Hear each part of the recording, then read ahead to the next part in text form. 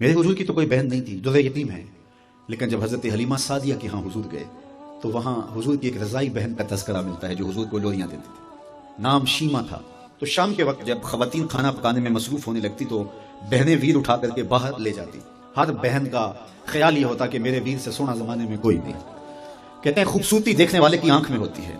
जिसके वीर का रंग सोना होता तो वो कहती रंग नहीं तो कुछ भी नहीं है, और जिसके नकूश तीखे होते तो वो कहती कि रंग का क्या है, हुस्न तो नकूश में होता है। जिसकी आंखें खूबसूरत होती वो कहती मेरे वीर की झील जैसी आंखें तो देखो। अब यही बनु साद के महल्ले में होता, बच्चियां अपने वीर उठा के ले आती है, कहती मेरे वीर वर्गा कोई नहीं, दूसरी कहती मेरे वीर जैसा नहीं। इतने में हज़रत शीमा अपना वीर मोहम्मद उठा के ले आती और दूसरे कहती नहीं मेरा वीर भी आ गया। तो सबके सर झुक जाते, कहते नहीं नहीं नहीं शीमा तेरे वीर का मुकाबला तो नहीं, हम तो आपस में बात कर रहे हैं। और फिर जब किसी बहन के वीर को मुतफिका तौर पर सारी कहते कि तेरा वीर ही सोना है तो फिर उसका फख्र तदीद नहीं होगा, फिर उनका ज़ौक़ आसमान को छूने लगता। इब्ने हश्शाम सीरत की सबसे पहली किताब, उसमें ये वाक़या लिखा है कि फिर हज़रत शीमा हुजूर को अपनी आगोश में लेकर समेटती और फिर चूमती और फिर वो लोरी देती, और वो लोरी के लफ्ज़ भी लिखे हैं, रब्बना अब्क़ि लना मुहम्मदा हत्ता अराहु याफ़िअन व अमरदा। अल्लाह मेरे वीर मोहम्मद को सलामत रखना। आज ये पालने में बच्चों का सरदार है, कल वो लम्हे आए जवानों का भी सरदार।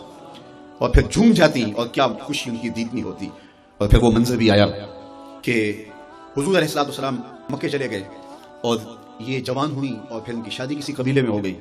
आका करीम ने ऐलान नबुव्वत किया, 13 साल का वक्त कटा और फिर हुजूर मदीना शरीफ चले गए। जब ग़ज़वात का सिलसिला शुरू हुआ तो जिस कबीले में शीमा का निकाह हुआ था उस कबीले में मुसलमानों के साथ टकराव हुआ तो अल्लाह ने मुसलमानों को फतह अता कर दी।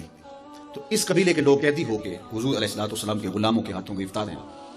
तो ये अपने कैदियों को छुड़ाने के लिए कबीले के सरदार एक एक घर से फिदिये के लिए रकम जमा कर रहे हैं। चलते चलते शीमा के घर भी पहुंचे जो कि एक उम्र का हिस्सा गुजार चुकी थी, और जाके कहा कि इतना हिस्सा आपका भी आता है। कहा किस लिए?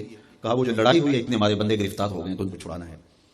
तो चलते चलते बातों में किसी के लबों पे हुजूर का नाम आ गया। तो शीमा ने कहा अच्छा उन्होंने तुम्हारे लोग पकड़े? कहा हाँ। तो कहा फिर तुम रकम इकट्ठी ना करो, मुझे साथ ले चलो। उन्होंने कहा तुझे साथ ले चले? कहा तुम नहीं जानती वो मेरा वीर लगता है, वो मेरा भाई लगता है। कौम के सरदारों के साथ हज़रत शीमा हुजूर के नूरी खैमों की जानब जा रही हैं और सहाबा नंगी तलवारों से पहरा दे रही है। मक्की दौर तो था नहीं, ये मदनी दौर था। और शीमा कौम के सरदारों के लेके जब आगे बढ़ने लगी ना तो सहाबा ने तलवारें सोच दी, रुक जा ऐ देहाती औरत, जानती नहीं आगे पूछा रसूल है, आगे बगैर इज़्न के जिब्रील भी नहीं जा सकते, तुम कौन हो? तो शीमा ने जो लफ्ज़ कहे वो लफ्ज़ नहीं है। उसने कहा खल्लू सबीली वालमू अना उख्तु नबिय्यकुम, मेरी राहें छोड़ दो, तुम जानते नहीं मैं तुम्हारे नबी की बाजी लगती। तलवारें झुक गई, आंखों पर पलकों की चिलमने आ गए, रास्ता छोड़ दिया। हुजूर के खैमे नूरी में दाखिल हुई तो हुजूर ने देखा, पहचान लिया, उठ के खड़े हो गए। फरमाया बहन कैसे आना हुआ? आपके लोगों ने हमारे कुछ बंदे पकड़े छुड़ाने आई। तो फरमाया बहन तूने जहमत गवारा क्यों की, तू पैगाम भेज देती मैं यूं ही छोड़ देता, लेकिन तुम आ गई हो, अच्छा हुआ मुलाकात हुई। फिर हुजूर ने कैदियों को छोड़ने का ऐलान किया और कुछ घोड़े और चंद जोड़े हजरत शीमा को हुजूर ने तोहफे के तौर पर दिए। वीरों के दरवाजे पर बहनें आए तो वीर खाली तो मोड़ा नहीं करते, तो हुजूर ने बहुत कुछ अता किया और फिर रुखसत करने खैमे से बाहर आए तो सहाबा की जमात मुंतज़िर थी। फरमाया सहाबा जब मैं कैदी छोड़ा करता हूँ मेरी आदत तुम्हें मालूम है कि मैं पहले तुमसे मुशावरत किया करता हूँ। आज ऐसा मौका आया कि मैं तुमसे मुशावरत भी नहीं की और कैदी भी छोड़ दिए। कहा जो चाहें आप करें, लेकिन क्यों मुशावरत नहीं फरमाई? हुजूर अगर इरशाद फरमा दें। तो फरमाया इसलिए कि मेरे दरवाजे पे मेरी बहन आ गई थी। कोई लाओ तो सही ज़माने में ऐसा